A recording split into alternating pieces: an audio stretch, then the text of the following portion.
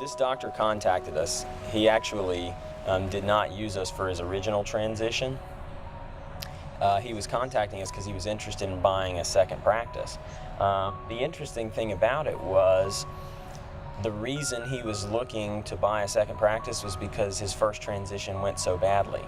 And he still owned the practice, but what ended up happening with the first practice that he purchased, he found a practice that he really liked, and contacted the seller, asked him if he could buy the practice.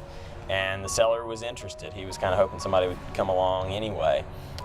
Seller was of retirement age, just hadn't really put a lot of thought into it, had no plan put together, had no idea what his practice is worth, no proposal to put in front of somebody to say, hey, here's how much it's going to cost, here's how it's going to be structured, here's how the whole deal shakes out.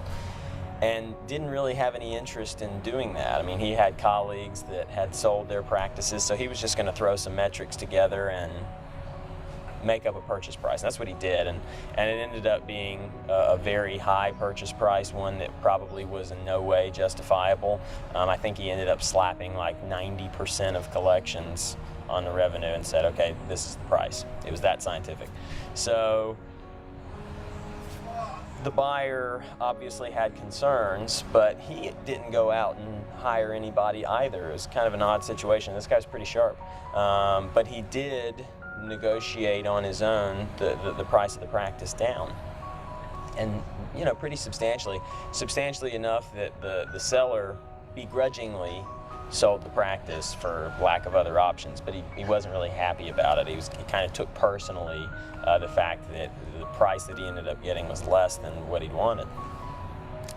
So this was a specialist. He had agreed to work back for a couple of months, which usually happens in specialty practices, to kind of ease the transition. And agreed to, I think it was a 3-month work back. And over that time, he went to all the referring sources, asked them to stop sending referrals, so all the referrals dried up. And at the end of the 3-month period, he, said bye to his new employer, and after he walked out of the office, every single employee walked into the office and handed in their resignation. So he'd also convinced the staff to leave. So the next day, the buyer came into the office, he had no staff, he had nobody to run the office.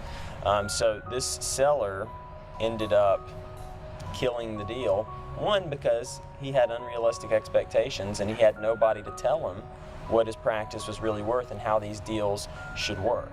The buyer, on the other hand, had he had representation, probably whoever represented him would have either tried to set the expectations for the seller or tell him to run for the hills. So unfortunately, for both parties, they went through with a bad deal, and the practice ended up plummeting. Income did.